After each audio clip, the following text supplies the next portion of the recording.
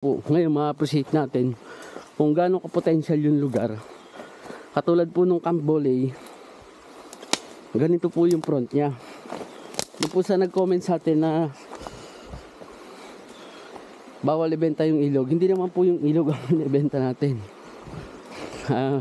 Nagkataon lang na promote natin yung magandang river na to kasi nandyan siya sa front. Ang asking price ngayon po, ang presyo niyan ay 75 pesos per square meter. 9 hectares, may titulo po yan. Bali 3 po ang titulo. Ganito po ang front niya. Mayroon po siyang malinis na river.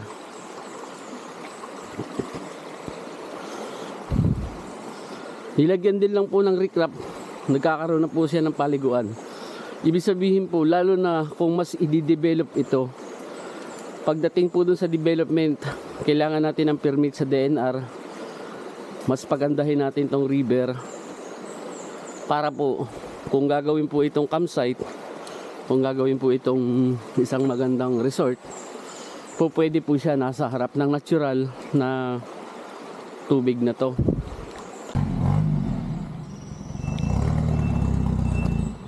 Andito po kami sa Camp Boley, sa katabing resort nung lupa na aming patatabasan ngayon.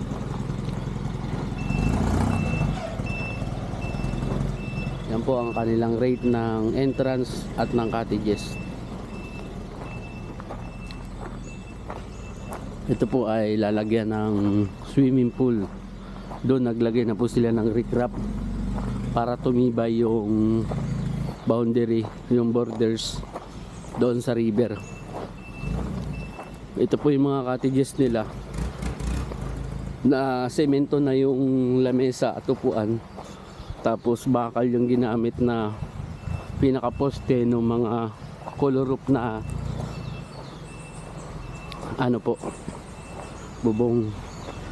Doon po sa nagsasabi na nung may isa po nag-comment sa atin na bawal nga pong ibenta at yung may river. Ang point ko lang po ay katulad po nito, ang lupa po nila ay ito, ganyan po yung itsura ng property.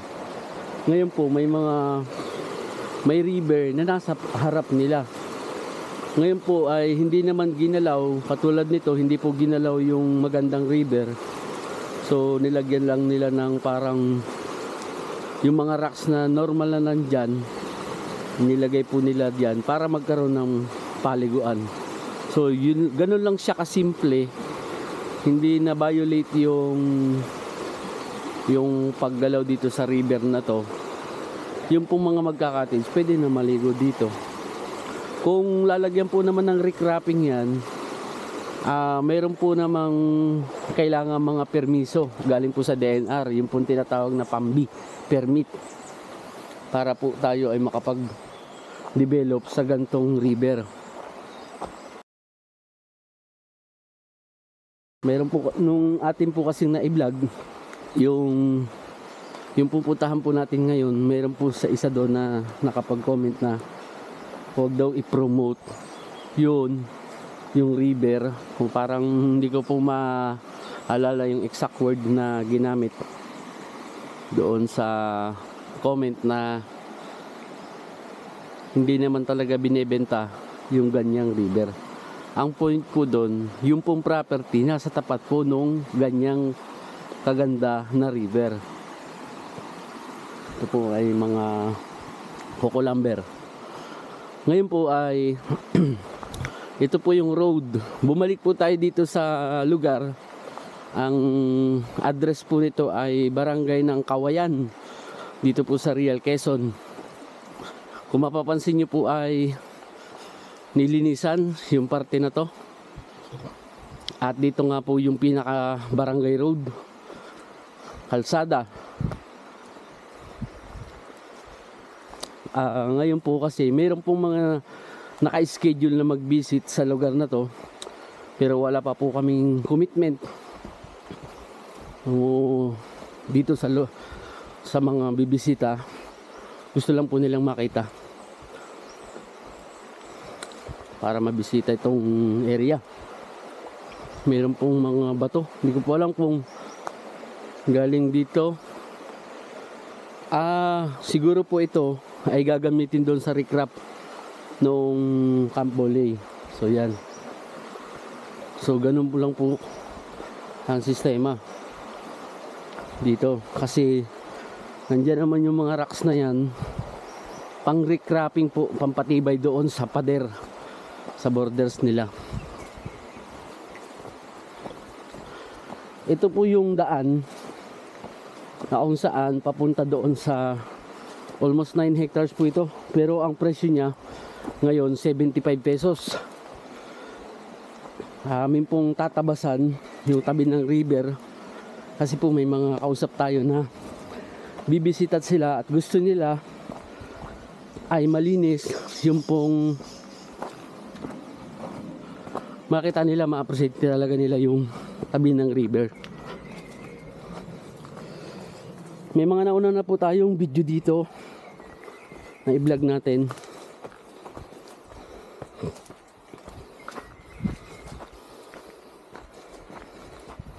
Nandiyan po sa description yung link ng video. I-click nyo na lang po. Patag naman siya doon sa mga balak ko magtayo ng campsite, resort. Pwedeng pwede to, itong area na to, kasi po may combination po siya ng flatland tsaka hillyland. Yung overlooking view po niya, kita yung dagat ng Real Quezon. Yung kapatagan naman po, nasa front niya yung river.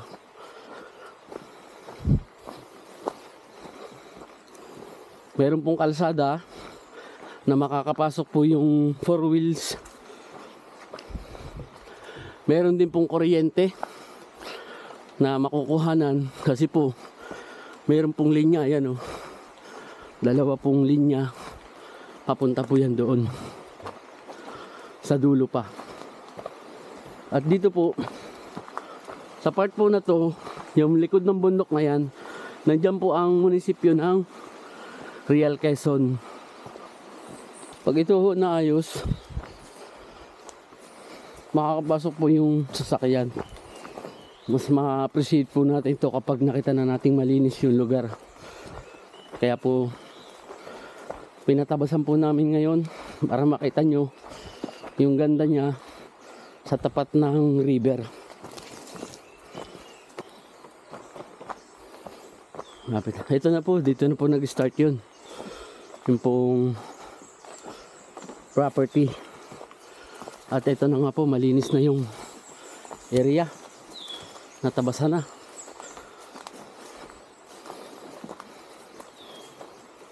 Yun. Kita po, may malinis na river. Kumain muna tayo. Kuha ka ng dahon ng saging. Ilan to sila? 5 pare. 5? Kumain na daw sila? Sige, maya maya. Baka may dala rin pagkain si Sir Nolan.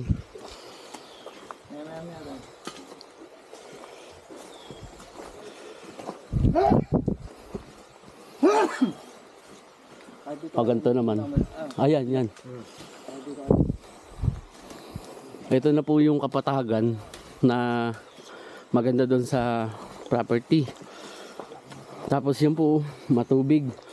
May mga nakatambak na ito, siguro pa.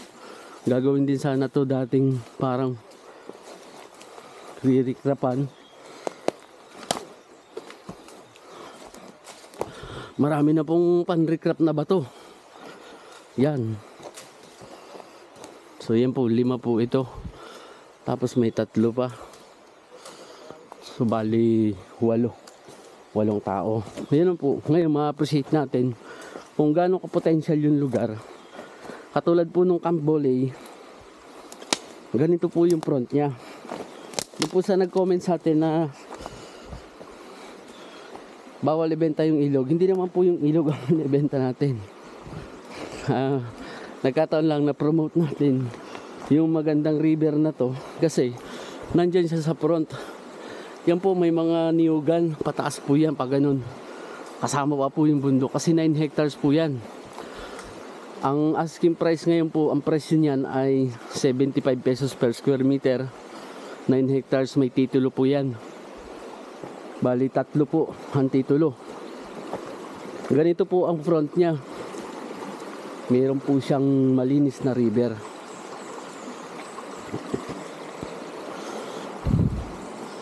Nilagyan din lang po ng recrap. Nagkakaroon na po siya ng paliguan. Ibig sabihin po, lalo na kung mas i-develop ito, pagdating po dun sa development, kailangan natin ng permit sa DNR. Mas pagandahin natin tong river para po kung gagawin po itong campsite, kung gagawin po itong isang magandang resort, po pwede po siya nasa harap ng natural na tubig na to. Kaya po siya napakalinis dahil wala naman pong kabahayan doon sa area, puro bundok lang po yan. At yung pong tubig na yan, nasasala po siya ng gubat na meron tayo doon sa ibabaw.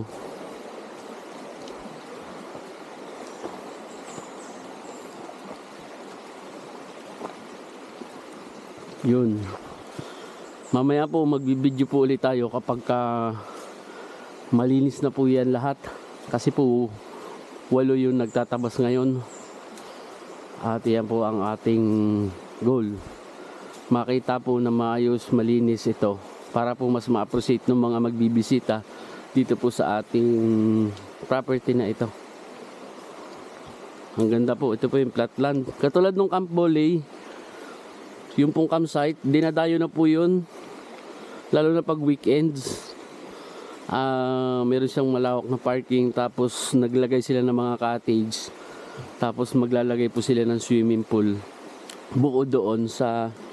Kung ano po yung tubig na nandun, ito rin po yun. Maganda, mas nauna po ito. Nasa baba po yung campsite na katabi natin. Sa tingin ko, mas maganda po ito. Marami pong bato. Yung iba po kasing property, walang mga ganito na produkto. Kumbaga, kung gagawa tayo ng recrapping o swimming pool, meron na tayong source na pwedeng pang design, pang ayos doon sa gagawin nating recrapping. Dito sa part na to, sa property na to, meron tayo nun. Kumpara doon sa iba, nabibilhin pa. Kasi yung iba po, yung pan-recrap, binibili po talaga yun. Pansanin niyo po ito.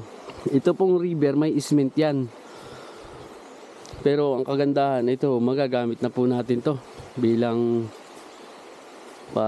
panimula doon sa gagawin natin. Kung ang plano niyo po ay magtayo ng resort o campsite.